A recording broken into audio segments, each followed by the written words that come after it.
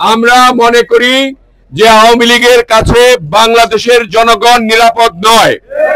কাজে আপনারা জানেন যে আওয়ামী লীগের অনেক অত্যাচার হয়েছে, অনেক রকমের দুর্নীতি হয়েছে, অনেক কাজের ক্ষতি হয়েছে, মানুষের জানমাল রক্ষায় তারা ব্যর্থ হয়েছে, অনেক লোক জেল খেটেছে, মামলার শিকার হয়েছে, হামলার শিকার হয়েছে।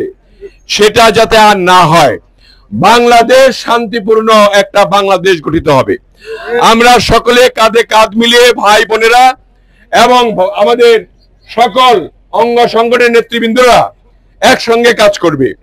আমাদের ব্যবহার, আচার আচরণ আমাদের নেতা কর্মীদের জনগণের সাথে এমন থাকতে হবে যে যাতে তারা আমাদেরকে আওয়ামী লীগ না ভাবে।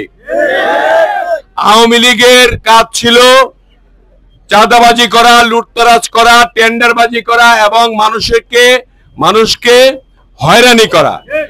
কোনো জনকল্যাণমূলক কাজ তারা করে নাই।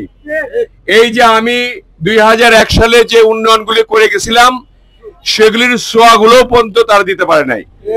17 বছরে অনেক উন্নত হওয়ার কথা ছিল তারাটিয়া শহরে পরিণত হওয়া উচিত ছিল, সেটা করা হয় নাই।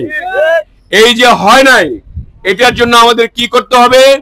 আগামী দিনে বাংলাদেশ জাতীয়তাবাদী দলের নেতৃত্বে সরকার গঠন করতে হবে। এই সরকার কেমনে গঠন হবে? একটা গণতান্ত্রিক নির্বাচনের মাধ্যমে। এই জন্য আমরা বর্তমান অন্তর্বর্তীকালীন সরকারকে আমরা অনুরোধ করেছি যত দ্রুত সম্ভব একটা নির্বাচন দেওয়ার জন্য।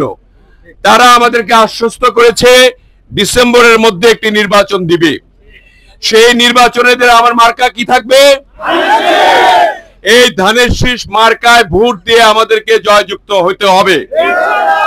এবং এই ধানের শীষের প্রতীক আমাদের সাধারণ জনগণের প্রতীক, এটা সারা বাংলাদেশের প্রতীক। এই প্রতীকটাকে কেউ যাতে ক্ষুণ্ণ না করতে পারে এবং এই প্রতীককে কেউ যাতে হারাতে না পারে, আপনাদের সজাগ দৃষ্টি রাখার জন্য আহ্বান জানাই।